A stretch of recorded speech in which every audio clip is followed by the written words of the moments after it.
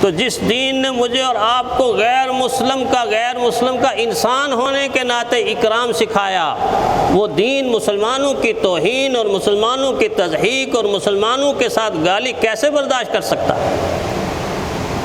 پیغمبر صلی اللہ علیہ وسلم کی سیرت اول تو ہمارے اداروں سے نکال دی گئی، لیکن ہم سیرت کا پرچار تو کرتے ہیں، پرچار کے ساتھ غور نہیں کرتے۔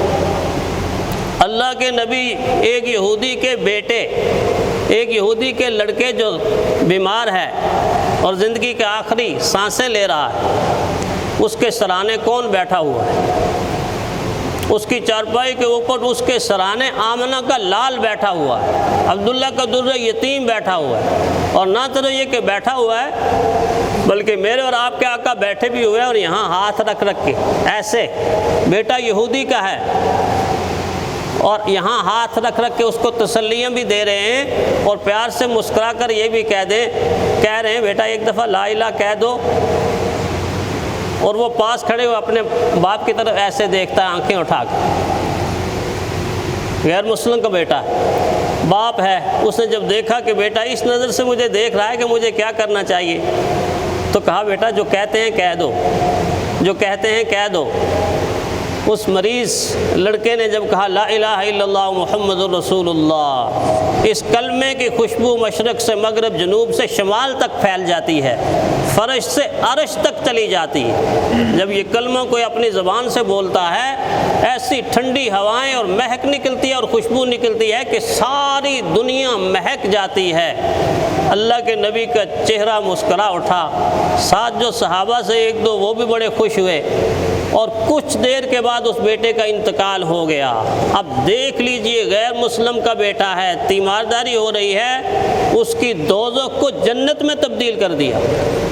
آج مسلمان اپنے مسلمان کی جنت کو دوزخ میں بدلنا چاہتا ہے، کہتا یہ بھی دوزخ کی طرف چلا جائے، یہ بھی چلا۔ آج دھکے دے دے دے کے ہم لوگوں کو دوزخ کی طرف بھیجنا چاہتے ہیں، جبکہ میرے اور آپ کے آقا بازو پکڑ پکڑ کے اللہ کے دشمنوں کو کھینچ کر دوزخ سے جنت کی طرف لا رہے تھے، اور ہم دھکے دے دے کر کہتے ہیں دوزخ میں جاؤ۔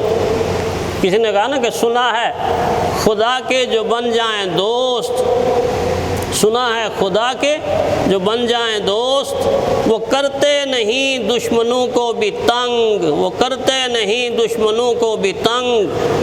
اور کہا کہ کمینے کو کیسے ملے یہ مقام کہ وہ دوستوں سے بھی کرتا ہے جنگ، وہ دوستوں سے بھی کرتا ہے جنگ۔ کیا مسلمان کسی ظلم کے خلاف اٹھے گا کہ جب وہ مسلمان اپنے ہی مسلمان بھائی کے خلاف اٹھ چکا؟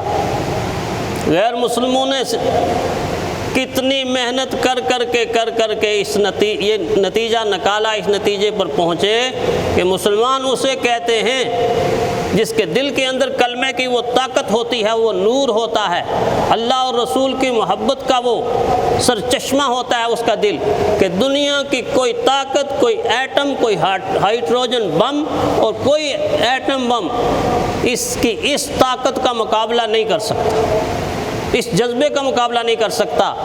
تو پھر نتیجہ کیا نکلا؟ اس نے کہا ان سے ہم نہیں لڑ سکتے، ان کو آپس میں لڑا دو، ان کے آپس میں لڑا دو، لوہا لوہے کو کاٹتا ہے، ہم ان سے نہیں لڑ سکتے۔ اور لڑانے کے لیے پھر خزانوں کے منہ کھول دو، دولت کے منہ کھول دو، سرمایے کے منہ کھول دو، ایمان تو ویسے ہی کمزور، اور یہ ان کے ایمانوں کو خرید کر ان کو آپس میں لڑانا شروع کر دو۔ قرآن حکیم کی یہ آیت مجھے اور آپ کو کہتی ہے کہ ہماری زبان سے جب بھی کوئی بات نکلے، اچھی بات نکلے، اگر نہ نکلے تو پھر کچھ نہ نکلے۔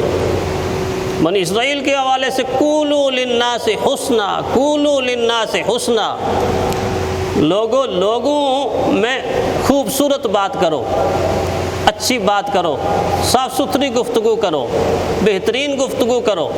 مغلظات پر گفتگو معاشرے کو نہ صرف یہ کہ تقسیم کرتی ہے بلکہ معاشرے کے لیے زہر قاتل ہے۔ ایسی گفتگو کرو کہ جیسی گفتگو اللہ کے حبیب آمنہ کے لال فرمایا کرتے تھے، ان کی نقل کرو، کس طرح گفتگو کرتے تھے۔ کیسے گفتگو کرتے تھے، جن کی نہ صرف یہ کہ گفتگو بلکہ زندگی کی ہر ادا دین نے چمکا کے سامنے رکھ دی ہے۔ یہ چمکتی ہوئی ادائیں ہیں، یہ ان کی عبادت ہے، یہ ان کی ریاضت ہے، اور یہ ان کا اٹھنا ہے، یہ ان کا بیٹھنا ہے، یہ ان کا بولنا ہے، یہ سر جھکانا ہے، یہ سر اٹھانا ہے، یہ چلنا ہے، یہ دوڑنا ہے، یہ بھاگنا، ساری کی ساری خوبصورت اداؤں کو میرے اور آپ کے سامنے رکھ دیا۔ یہ نقل کرو، اس کی نقل کرو، اس کی نقل کرو، نہ جانے ہم اس کو چھوڑ کر کن کن لوگوں کی نقل پر اتر آتے۔ تو اس لیے قرآن حکیم نے رواداری اور برداشت کو بار بار مختلف مثالوں کے ساتھ رپیٹ کر کے بلایا۔ رواداری کا یہ مطلب نہیں ہے کہ مسلمان کے ساتھ، وہ تو مسلمانوں کے ساتھ رواداری کرے گا ہی، رواداری کے پیش آئے گا ہی نہیں، ساری انسانیت کے ساتھ، ساری انسانیت کے ساتھ وہ سلوک ہو جو آمنہ کے لال کا سلوک تھا۔ جنازہ تو یہودی کا آ رہا ہے اور تشریف فرمائے حضور صلی اللہ علیہ وسلم آگے اور چند صحابہ بھی بیٹھے ہوئے، ابھی جنازہ دور ہے، تھوڑا سا دور، کہ پیارے پیغمبر صلی اللہ علیہ وسلم کھڑے ہو گئے۔ جب کھڑے ہو گئے تو ساتھ صحابہ بھی کھڑے ہونا تھا، وہ بھی کھڑے ہو گئے، خاموشی سے کھڑے ہیں، اور جنازہ سامنے سے گزر گیا۔ جب گزر گیا تو ایک صحابی نے عرض کیا، اللہ کے نبی یہ تو یہودی کا جنازہ تھا۔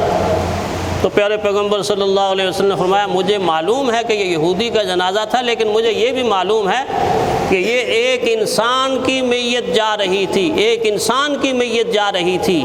یہ ہے رواداری کا دائرہ کار، وسیع دائرہ کار۔